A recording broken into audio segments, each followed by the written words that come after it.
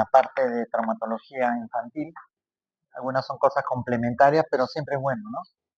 Bueno, dice que las fracturas rara vez amenazan de la vida, ¿no? Hemos visto que cuando hay una fractura, un paciente politraumatizado, lo que menos le dan importancia a la fractura, lo inmovilizan y se acabó, ¿no? Finalmente uno tiene que ver si hay sangrado, hay shock, hemorragia, algún otro problema, ¿no? Busque lesiones que puedan amenazar la vida, dice, ¿no? Si en un politraumatizado te vas a dedicar a querer solucionar una fractura, vas a perder tiempo y de repente el problema no está ahí. Porque ¿qué hace el traumatólogo? Simplemente, así sea fractura expuesta, lo cubre, si puede lavarlo, lo lava un poco, lo cubre y después lo llevan al hospital, lo inmoviliza y se acabó. Ya en el hospital le hace lavado, lo opera después de 4 o 5 días. Ustedes han visto que hay personas que se fracturan el fémur, ¿no? Los abuelitos especialmente, y lo llevan al hospital y después de 6, 8, 10 días recién no están operando. Porque no hay la prótesis, no consiguen la prótesis, o los familiares a veces no pueden comprar la prótesis, hay que esperar hasta que lo compren, tienen que hacer su parrillada, su pollada, ¿no? Entonces se dice, hay que alertar la posibilidad de sangrados importantes, ¿no?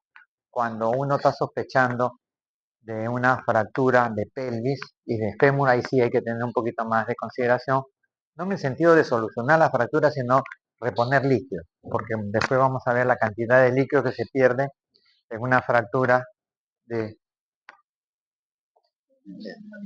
¿Ah? La B. No, el otro.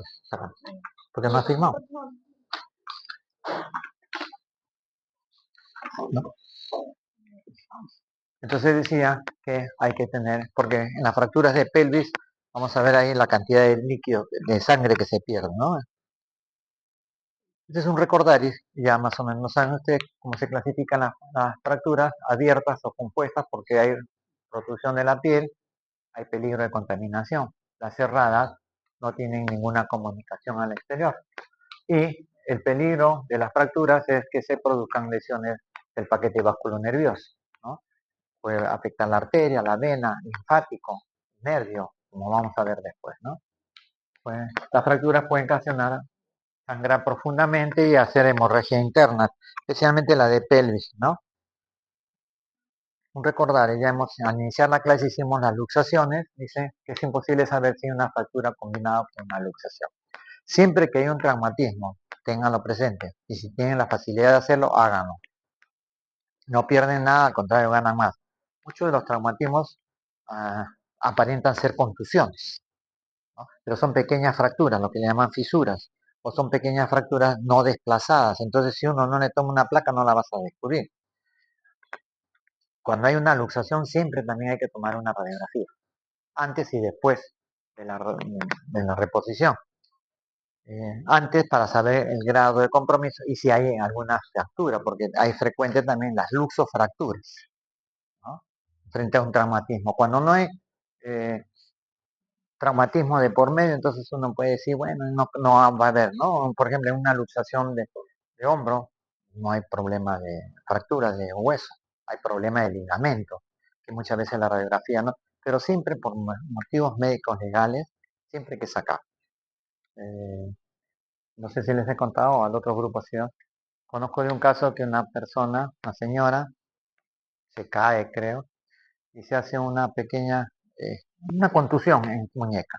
No sé por qué circunstancias, el traumatólogo cuando la vio de emergencia no le tomó una placa. Le dijo, no señora, ha sido un golpe, no hay nada, mueva acá, mueva. Bueno, la citaron para 5 días, 7 días para control, vinieron, y como ahí te toca el médico que le corresponde el agua en turno, de otro médico, otro traumatólogo, y ninguno se dijo, ¿para qué le va a sacar? Nadie pensó en sacarle radiografía porque por eso le decía, en la historia, lo que inicia es lo fundamental.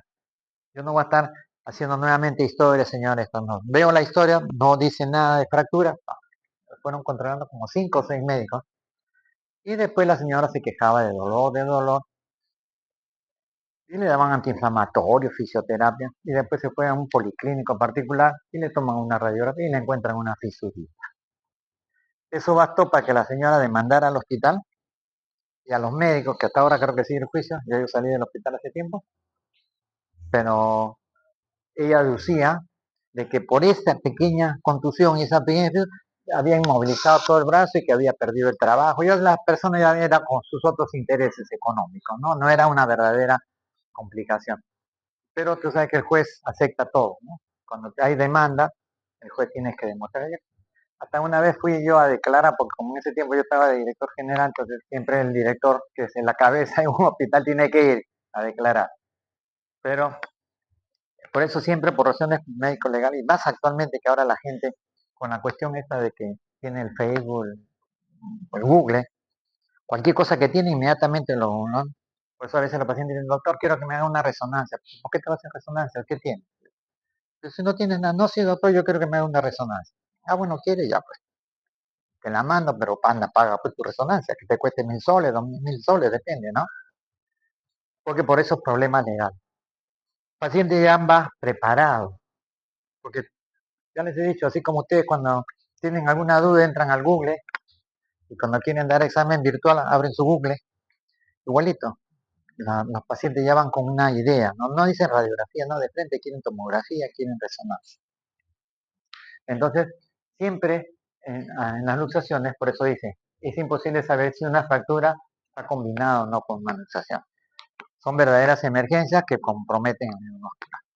Por eso, siempre hay que evaluar las tres letras, PMS, pulso, motricidad y sensibilidad. Porque cuando hay compromiso nervioso, se altera el movimiento, se pierde la sensibilidad, ¿no? Y puede haber compromiso arterial y no hay pulso. Aparte de las otras circunstancias donde pueden demostrar que no hay pulso. Muchas veces hay que hacer amputaciones o a veces son amputaciones traumáticas en el mismo accidente, ¿no? Control de sangrado. Antiguamente se usaba mucho el torniquete, pero ya les he dicho que según la Organización Mundial de la Salud, los estudios que han hecho dicen que el torniquete más daño hace que salvar. Por eso ahora ellos recomiendan frente a una hemorragia en miembros, comprimir, ¿no? Si puedes comprimir ahí unos 5 minutos y no agarras un pañuelo o algo, lo pones ahí, le pones una cinta scotch, una ¿cómo es? Make and round, esas telas que para pegar, ¿no? Para comprimir, ya no usar torniquete, salvo que lo manejen de 10 minutos de comprimido, unos 5 minutos o 2-3 minutos lo sueltan un poquito, lo vuelven a comprimir así, para evitar muchas veces por estar con torniquete durante varias horas de viaje, ha hecho isquemia. Y al hacer isquemia han tenido que amputar la pierna, ¿no? Por eso dice que no colocar la parte amputada en contacto directo con el hielo. El hielo ya sabemos que produce quemadura de primer grado. Entonces lo que pueden hacer es abuelada o poner el hielo en una bolsa, ¿no?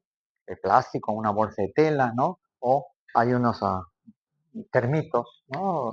Bolsas de CB, que se puede meter hielo, se puede meter agua caliente. Pues ahí sí, porque no está en contacto directo. ¿Eh? Pues coloque la bolsa en un contenedor con agua y hielo. Un recordaris de las esguince son signos similares a los de fractura.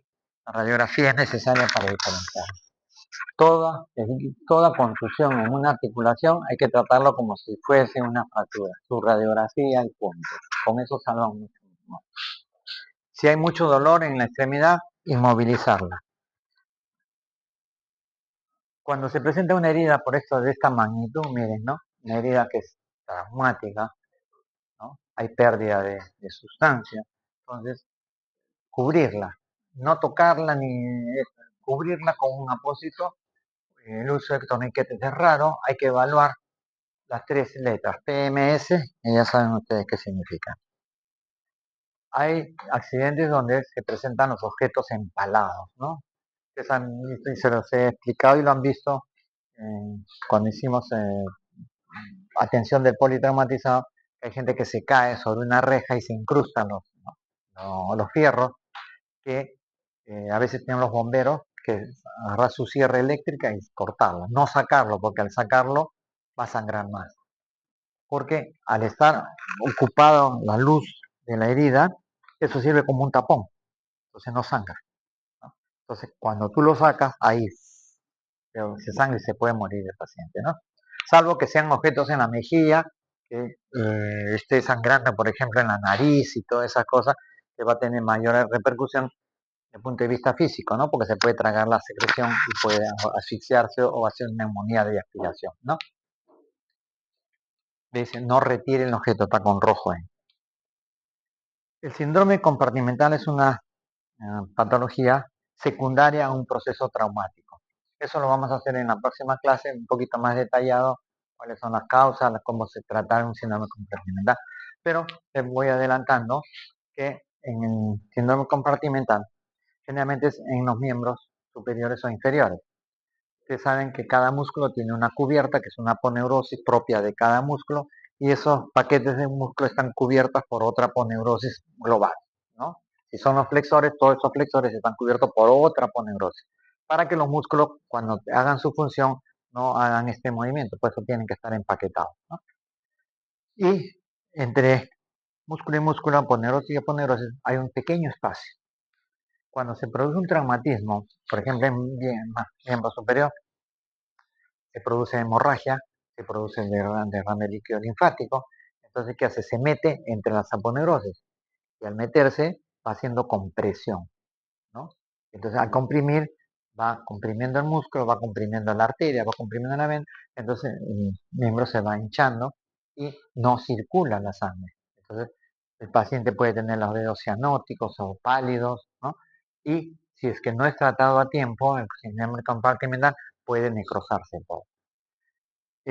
Hay un caso, se presenta cuando le colocan aparatos de yeso, ¿no? Por eso cuando se le toma, se le pone aparato de yeso, se le cita a los 10 días siguientes o a los 2 días para ver cómo ha amanecido. Si se me queja de dolor, hay que abrir el yeso. ¿Y qué ha pasado? Es un síndrome compartimental y el paciente está con todo el brazo hinchado, que ya empuja el yeso y como no puede abrirlo el yeso porque está bien sólido, produce dolor. Produce compartimiento, o sea, aprieta más, ¿no? Comprime. Entonces ese es el que se llama el síndrome compartimental. Pero el tratamiento lo vamos a ver cuando hagamos la clase de compartimiento, ¿no? En un inicio produce dolor, por eso el paciente dice dolor. Doctor, ayer me pusieron el yeso y hoy tengo un dolor intenso. El traumatólogo dice, abran el yeso para ver si está hinchado. Si está hinchado, está haciendo un síndrome compartimental. Y el tratamiento a veces es bien drástico, como lo vamos a ver en su oportunidad. Cuando es tardío, ya hay productos, palidez, pulso ausente, parálisis por compromiso neurológico. Hay que tener en cuenta también en las lesiones traumáticas de fractura, ¿no? Cuando hay, por ejemplo, en este caso de fractura expuesta, no tocarlo, sino simplemente ni tratar de introducir el hueso, ¿no? ¿Cómo diagnosticamos? Por el dolor, la deformidad, pérdida de movilidad y crepitación. Si uno toca los huesos en la zona que está afectada, va a sentir como si fuese la galleta de soda, ¿no? Crack, crack, crack. ¿Qué hoy día que hay jarana hoy día? Mañana en las Olimpiadas. El año pasado lo hicieron en sábado, pucha, no se podía hacer ni clase. Esta vez la están haciendo los domingos, mañana en las Olimpiadas. Hay dos compañeros de ustedes que dicen que tenían que participar en las Olimpiadas en día. Bueno, ¿qué se evalúa en estos casos? La cinemática del trauma, cómo fue el trauma, ¿no? Cómo fue el accidente, cómo fue todo. Siempre hay que preguntar. Buscar evidencia de lesiones y la clásica, estudiar el soporte vital, el ABCDE de ATLS que ya no hemos estudiado. La fractura de pelvis o de fémur pueden ser múltiples, ¿no? Es decir, el hueso se puede romper en varias en minuta, como vamos a ver, y va a producir más lesión. Y hay que controlar la hemorragia.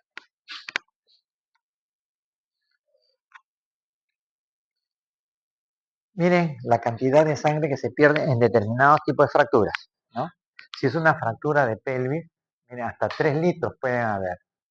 Pueden acelerar los grandes vasos sanguíneos causando hemorragia interna masiva, ¿no? Una fractura de pelvis, ¿no?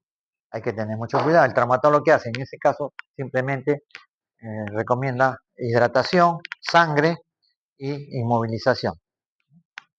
Si es mucho, ya tiene que entrar a ver, ¿no? A ver qué cosa hay adentro.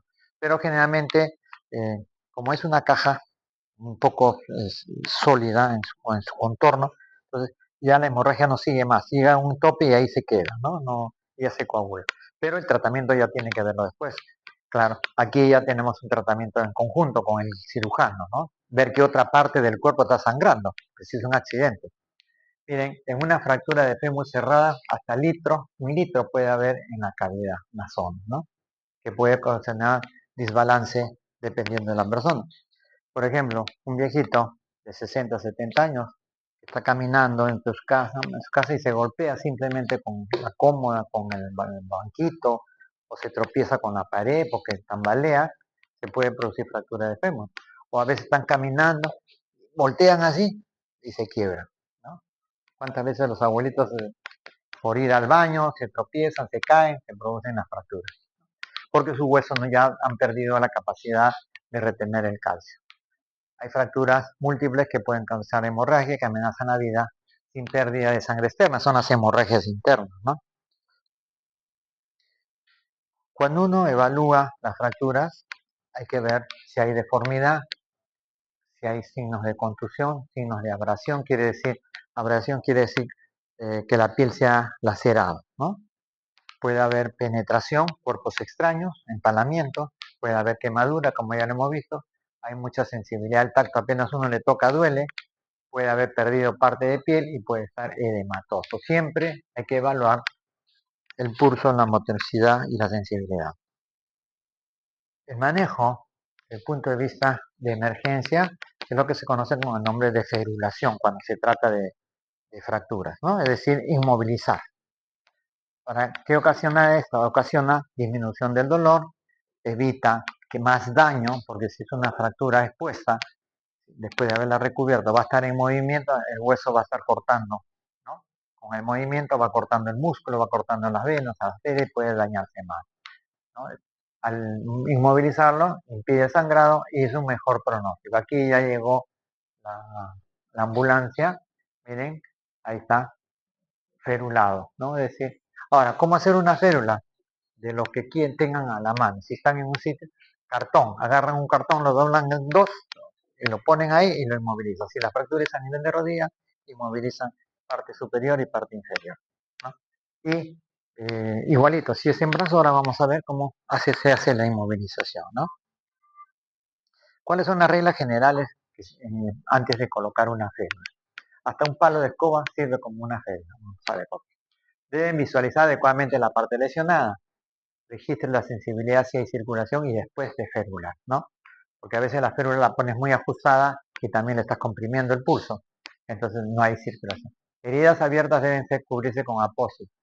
Y cuando se trata de estas fracturas, si uno tiene a la mano un cojín, una almohada o un saco, algo lo dobla, o una sábana lo dobla y la pone entre la pierna o entre el brazo y la férula, para de esa forma amortiguar un poco, ¿no? Acolche bien la férula. Y a veces en los hospitales cuando uno pone yeso le ponen primero el algodón y después le ponen ya la férula, ¿no? Use la férula que inmovilice una articulación por arriba y debajo de la lesión. Ese es para evitar el movimiento. Cuando estás en una fractura abierta, no hay que empujar las puntas óseas por debajo de la piel, dejarlas ahí nomás, cubrirlas con una venda. Nunca es aconsejado sacrificar tiempo inmovilizando una extremidad en un paciente crítico. O sea, si yo veo una fractura expuesta, lo envuelvo, ¿no? Con gasa, con un paño, lo que tenga, para evitar la infección, y dedico a examinar al paciente si tiene otra emergencia, ¿no? Si veo que no tiene ninguna otra emergencia, ya, dice, nunca es apropiado sacrificar tiempo inmovilizando una extremidad a un paciente crítico. Si es un paciente crítico, ya hemos visto, según la regla del triage, este, cuando ya no hay nada que hacer, el paciente que está mal no va a perder el tiempo en solucionarle la fractura cuando tenga a mi cosa otro paciente que sí necesita, que le puedo estar dando respiración boca a boca o comprimiendo para que no sangre, ¿no? Ahí están las formas, ¿no? Miren cómo se puede inmovilizar, esto se llama ferulación.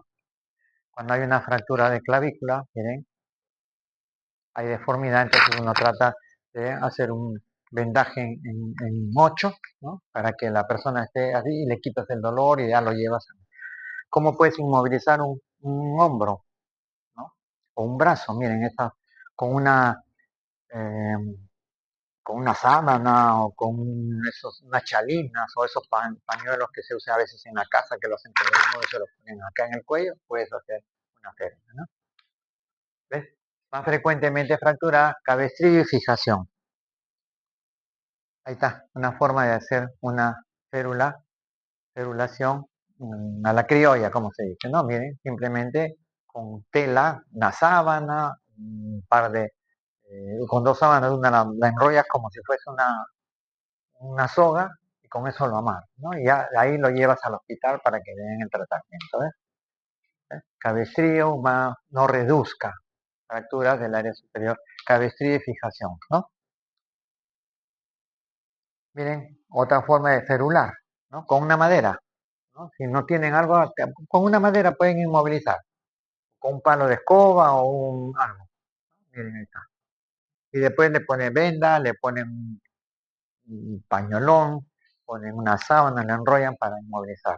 Como si empaquetaran algo, ¿no? ¿No? Debe ferularse en la posición más cómoda como se encontró. Nunca intente estirar o aplicar la tracción. Transporte inmediato a nivel 3, ¿no?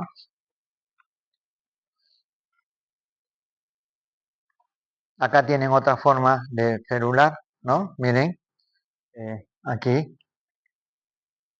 están las fracturas, se la pueden ver acá.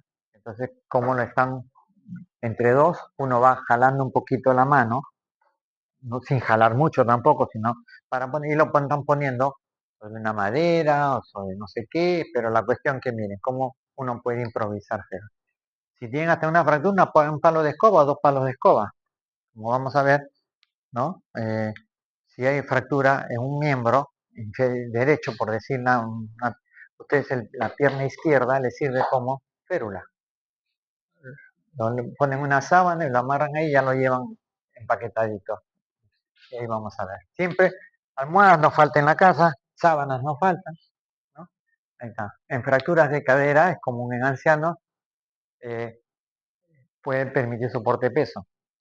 A veces cuando está la fractura de fémur sin desplazar, el paciente puede caminar, pero le produce dolor.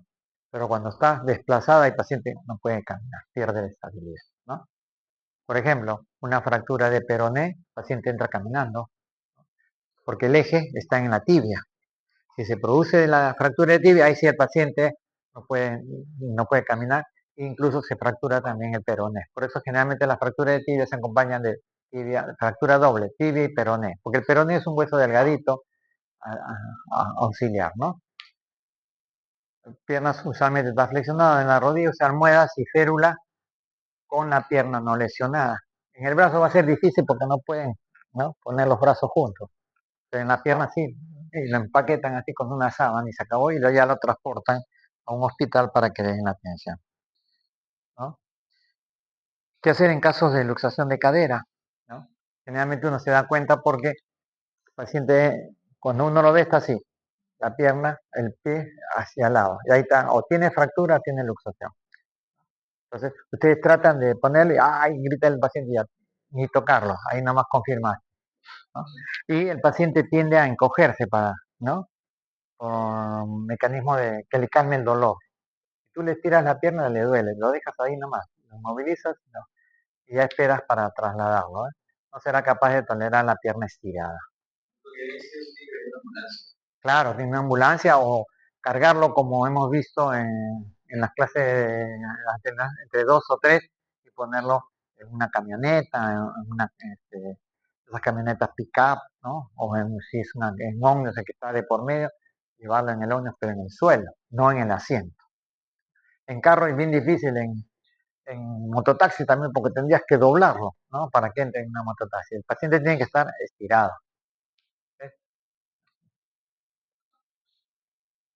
Manejo en las luxaciones de cadera, ¿no? Sostener en la posición más cómoda para que el paciente no sienta dolor, porque el paciente con dolor se desespera, se fastidia, grita y complica otras cosas, ¿no?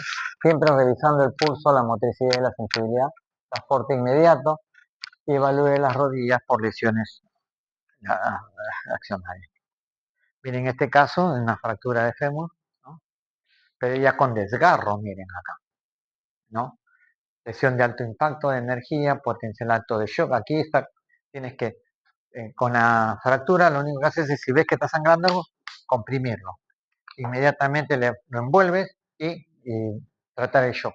Porque aquí sí va el paciente, puede complicarse por el shock, más que por la fractura.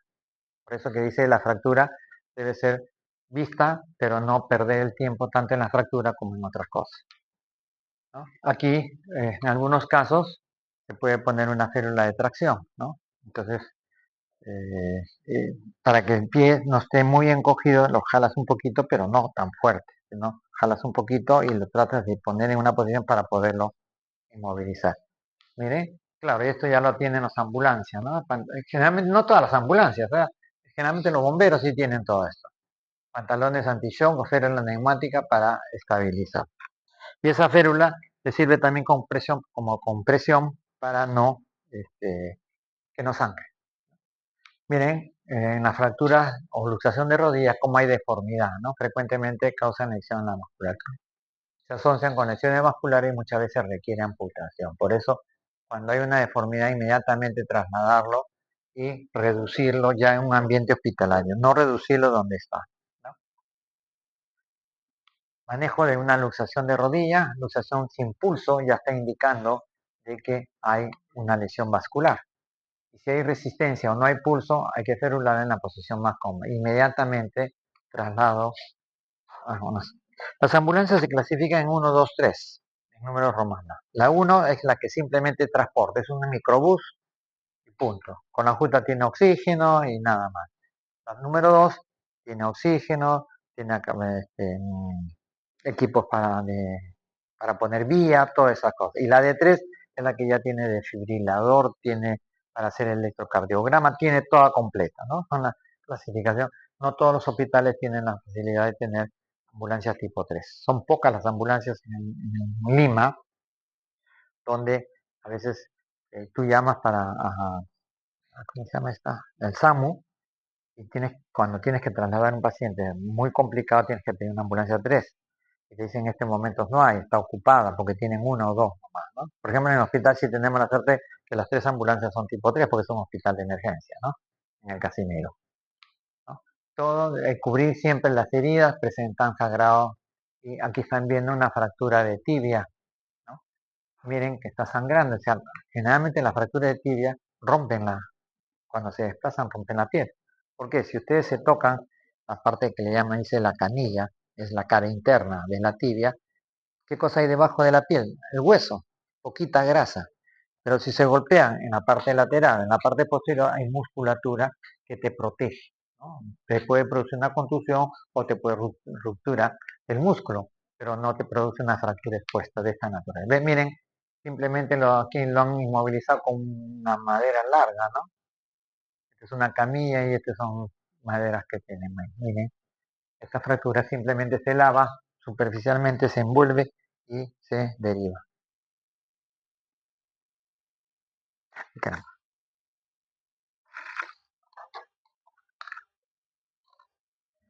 ¿No? Lesiones en las manos y pies pueden ser, ¿no? Miren, dedos de pie en este caso, ¿no? Miren, se ha seccionado ahí, accidentes son industriales, incapacitantes, no amenazan la vida porque no sangran mucho, sí sangran, pero con compresión ustedes pueden con. Y siempre ferularlo con una almohada, ¿no? Y en las manos en posición funcional. En las manos generalmente los accidentes son de los panaderos, ¿no? Los que trabajan en las panaderías bueno, ahora las panaderías han mejorado porque ya no usan las batiduras, esas como usan ahora, ya no sé, mezclan chiquito y los ponen como en como son hornos como de refrigerador, ¿no? Por eso que en una panadería cada media hora sacan pan, ¿no? Porque tienen una refrigeradora, unos hornos tipo refrigerador. En resumen, note el mecanismo de la lesión, recuerde las prioridades, siempre el ABCD, estar preparado para el manejo del shock y evalúe y registre siempre pulso, motricidad y sensibilidad. Pulso nos dice que hay lesión cardíaca o sanguínea. motricidad es que tiene compromiso en el nervio o hay dificultad en la articulación y esa es sensibilidad, ¿no? En resumen, estas recomendaciones dice el paciente crítico, no hay que perder tiempo ferulando fracturas menores. Si es una fractura, se fractura el dedo, no voy a perder tiempo, tengo otros pacientes o ese paciente mismo tiene otras lesiones, me dedico a esas lesiones y después ya veo cómo tratar, ¿no? Inmovilizar adecuada de la columna, eso siempre, aplicar férulas adicionales en accidente de tránsito, inmovilizar la articulación superior e inferior y si tiene dudas siempre férula. Y aquí dice férulas adicionales en tránsito, o sea, en el camino a la ambulancia hay que poner las férulas. Para evitar también que el movimiento en las calles de Lima pues están llenas de huecos, baches, entonces si van a pasar por la ambulancia que va a toda velocidad, el paciente puede hasta caerse de la camilla, ¿no? Entonces las lesiones pueden hacer separar una fractura más. Por eso es el objeto de la ferulación, ¿no?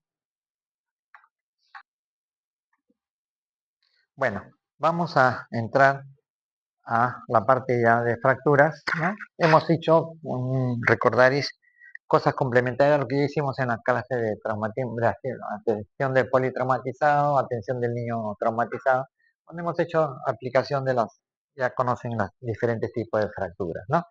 Entonces, vamos a hacer un recordaris de eso. Las fracturas, hay una serie de clasificaciones que hay, ¿no? Pero después vamos a ver una clasificación que engloba todas ellas y es más funcional. Algunos los clasifican por la calidad del hueso. Si fracturas son habituales, fracturas patológicas por insuficiencia. Hay personas que sin tener un traumatismo se produce una fractura. Eso le llaman fracturas patológicas. Son en los pacientes que tienen metástasis tumorales o tienen tumor en la rodilla, por decir, que pueden hacer fracturas, pueden tener un tumor en el tronco, o en aquellos pacientes desnutridos totalmente, ¿no? Que no tienen calcio en los huesos o tienen poco calcio, entonces los huesos se rompen como si fuesen galletas, ¿no? A veces simplemente caminar, están caminando y voltea, por ejemplo los viejitos, ¿no? Están caminando y de repente voltea y ¡bum! Ya se fracturó, ¿no? Porque su hueso no tiene la consistencia, porque ya no ingiere muchas cosas, come poquito, ¿no? Ya los músculos están hipertrofiados porque no hace ejercicio, ¿no?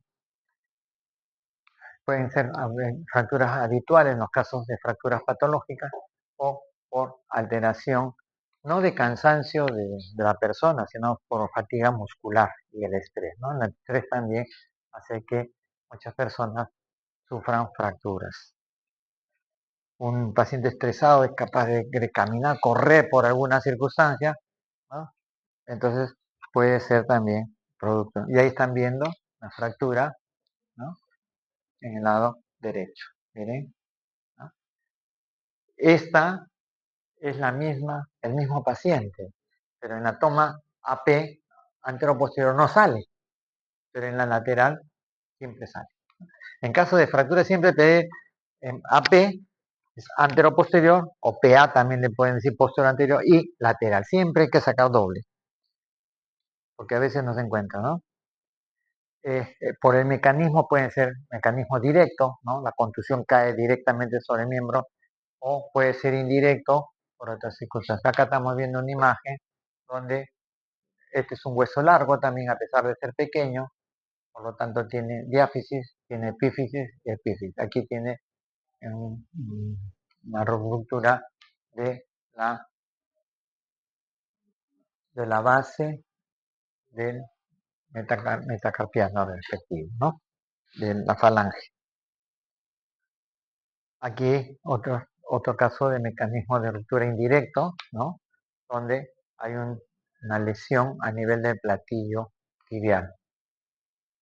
Que eso sí requiere muchas veces tratamiento quirúrgico. Bueno, lo que les decía, no existe un sistema absoluto de clasificación, ¿no? Por lo tanto, a la hora de escribir existen 5 categorías distintas que deben ser tenidos en cuenta. Y si no me equivoco, acá viene, ¿no? Por la localización, puede ser esqueleto o puede ser segmento óseo, es decir, del cuerpo y de las extremidades. Por lesión de parte blanda puede ser abierta o cerrada.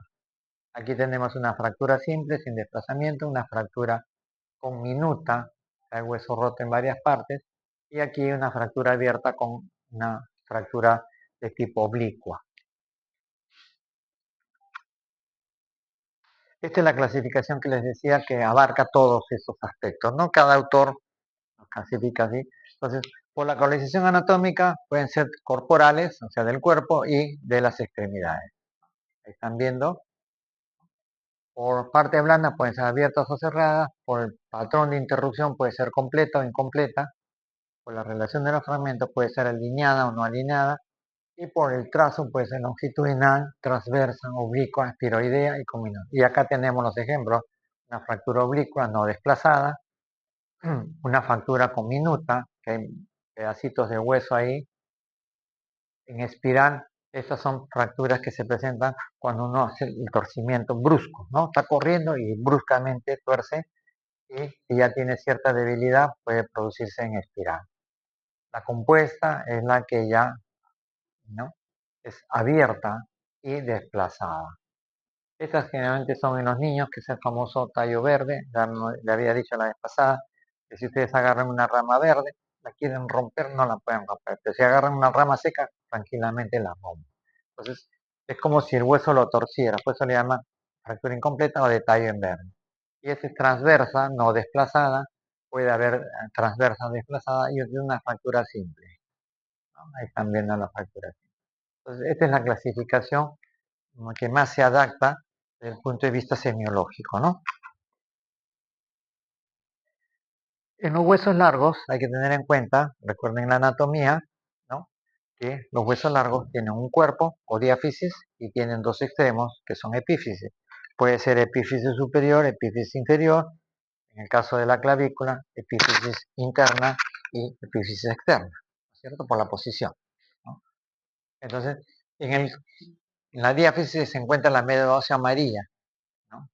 Que cuando se produce una fractura, hemos dicho que un émbolo de acá, de grasa, puede salir disparado a vasos sanguíneos y producir una embolia o trombosis pulmonar. Más que todo es embolia. La localización anatómica en los huesos largos tiene, aparte, desde el punto de vista embriológico, esta es hueso, y aquí en el niño está el cartílago, que es el famoso cartílago de crecimiento, ¿no? El hueso, el cartílago va estirándose, va creciendo y el hueso va creciendo. Entonces, lo mismo sucede en la zona inferior o interna o externa, y a eso se llama metáfisis.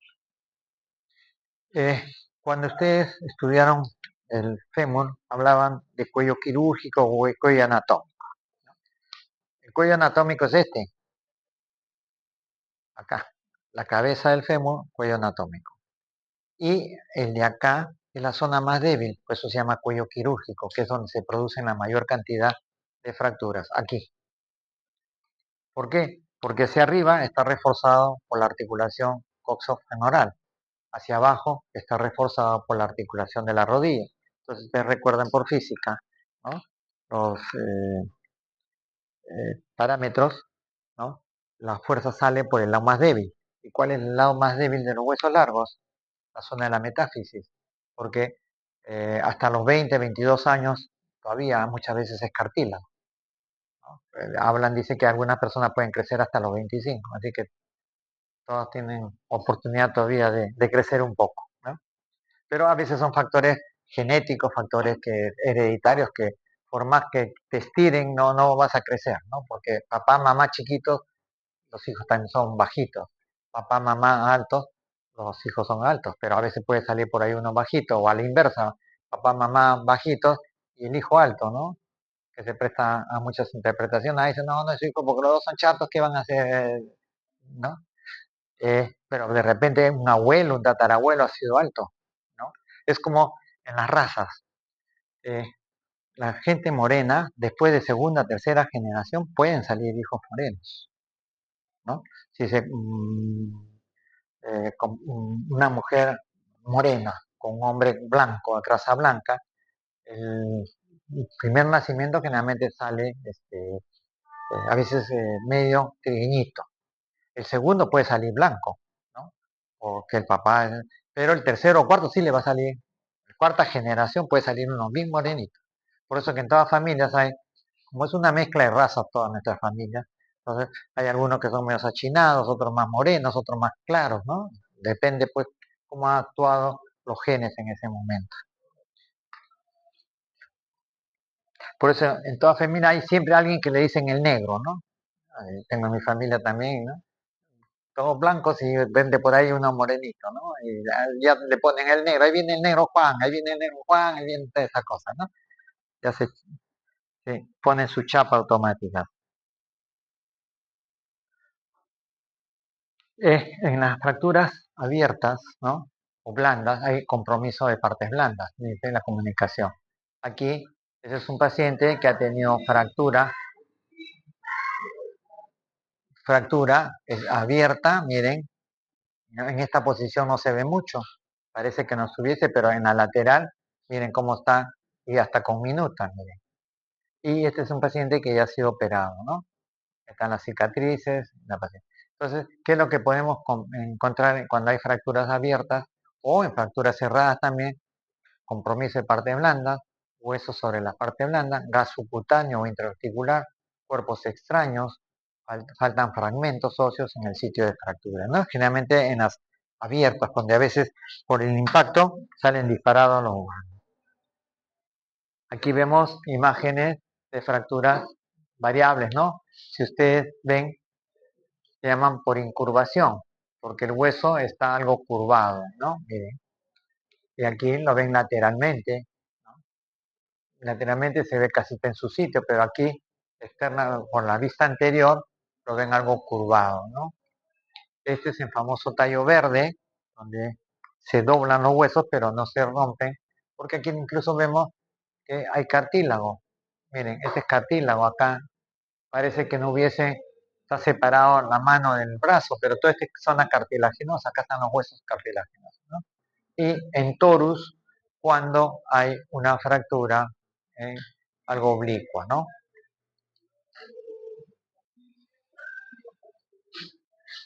Se están preparando para mañana. Por el trazo, ahí tenemos otro tipo de fracturas, ¿no? Transversa, no desplazada, ¿no? O la espiroidea, que es, ¿no? Miren, aquí está la zona en que se presentan las fracturas, ¿no? Aquí están viendo, ¿no? Miren, aquí, en esta posición, ahí se ve el arqueamiento y la fractura, que acá no se ve directamente, ¿no? Es en otra toma.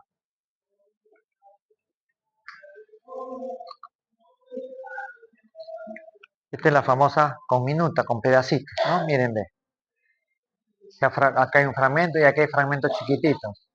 Estas son generalmente quirúrgicas. Esta es una de la tibia, que han fracturado también el peroné, miren, ve. Peroné y la tibia, ¿no?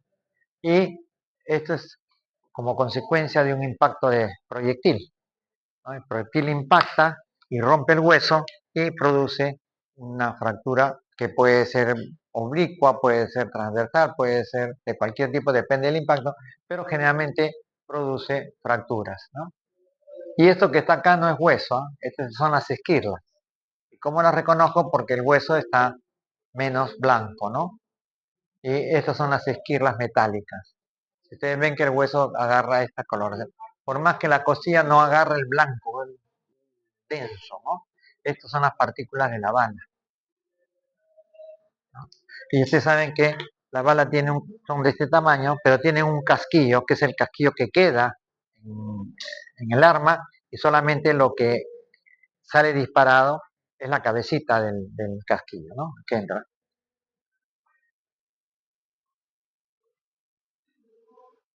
Estas son otras variedades de fractura, ¿no? Por distracción, es decir, que está separado, ¿no? Está distraído porque está separado, por eso le pusieron por distracción. ¿Ven?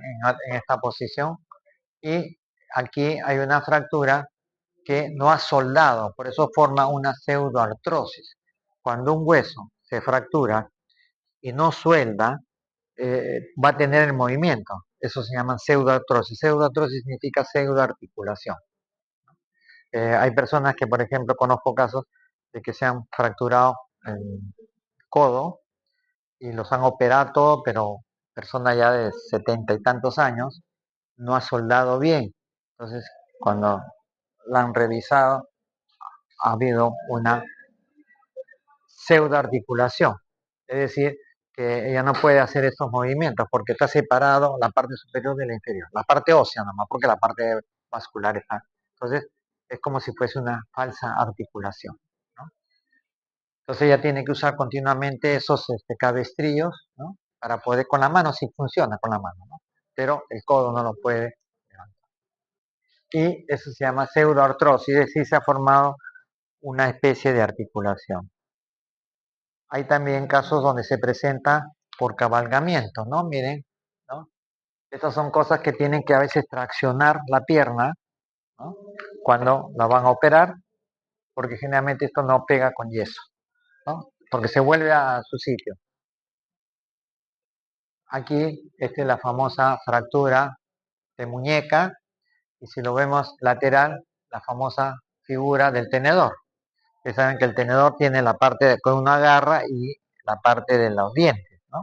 Y si se ponen de costado van a ver que el otro día sí les enseñé la figura del tenedor, ¿no es cierto? ¿Ah? Sí, fractura de Coles también, porque fue Coles el que le estudió, ¿no? Fractura de Coles.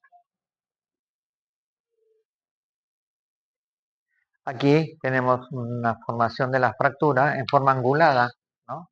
Es oblicua, pero angulada, que eso hay que poner en su dirección para que, si no, va a haber acortamiento. Si lo suelda mal, va a quedar acortamiento en una persona que va a caminar así, ¿no? Como rengueando. Aquí también es una fractura angulada, ¿no? Posterior, que es fractura total, algo desplazada y en ángulo, fíjense, ¿no?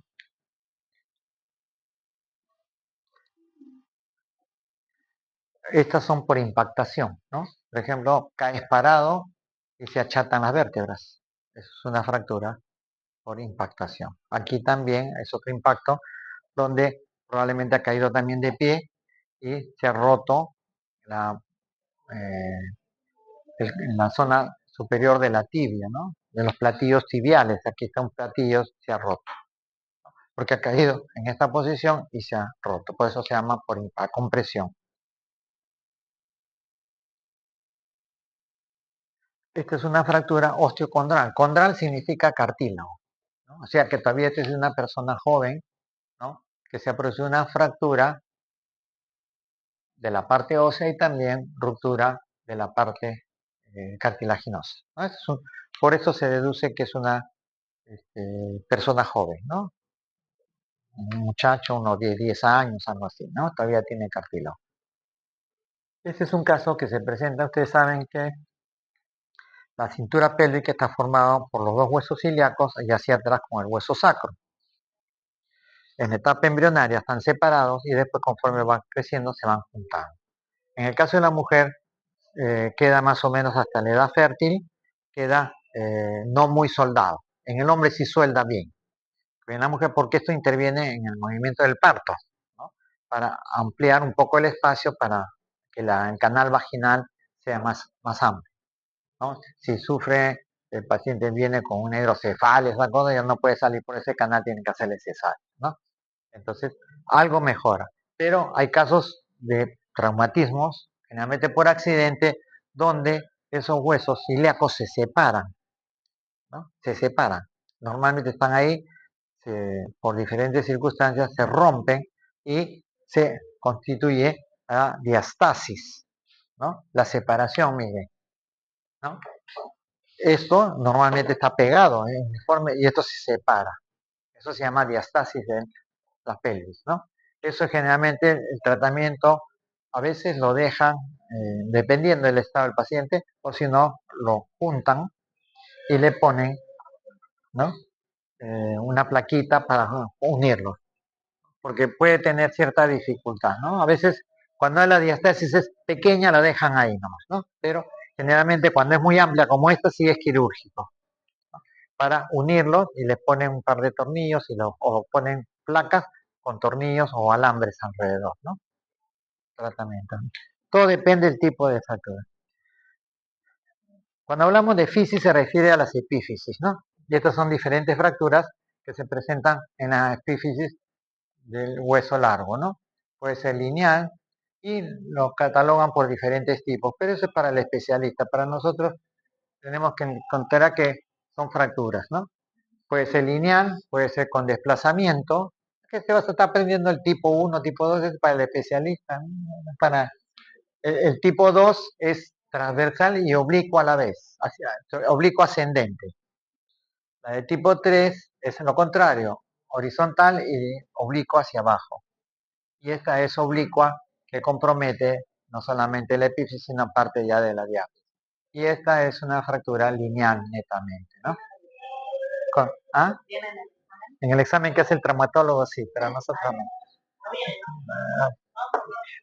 No, me refiero para que lo tengan como referencia, ¿no? No es que no interese, ¿ah? No sé, no, el recordar cuál es la tipo 1, tipo 2 no es el tema, ¿no? La cuestión es que tengan la idea que cómo se pueden producir las fracturas, ¿no? No le voy a decir, a ver, la tipo 4 se le hace para el especialista, al residente de traumatología, se le puede preguntar. Pero nosotros que estamos en viendo. Hay casos donde se produce fractura, miren también, una fractura con desplazamiento, miren, en la FIS. Toda la cabeza está acá, el hueso está afuera.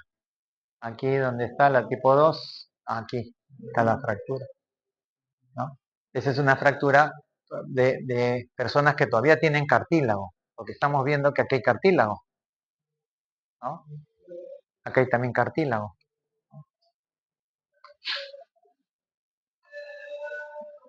Esta es la fractura tipo 3, ¿no? ¿Dónde está? Vamos a ver. ¿Dónde está? Este es cartílago. Miren, acá todavía hay signos que no han calcificado completamente. Este es aquí está. Aquí es la fracturita, ¿no? Este es otro tipo 4, donde está, a ver, acá. La epífisis superior, o en este caso sería anterior, no puede superior porque el pie está así, ¿no? Está en horizontal, la epífisis está fracturada.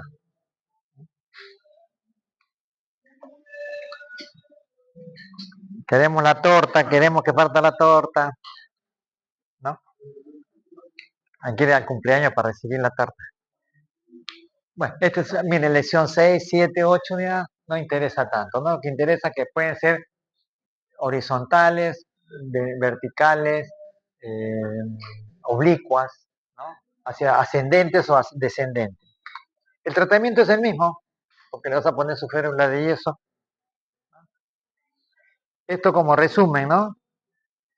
Open significa, de la clasificación de las, es la onomatopeya, creo que le llaman, ¿no? La O significa si es cerrada o abierta, L locación, degree es grado, en desarrollo, compromiso articular, la C, tipo de conminuta, la hueso con su calidad intrínseca, el desplazamiento y el tejido de partes blandas. Soft es blando, tissue, tejido, injuria o daño.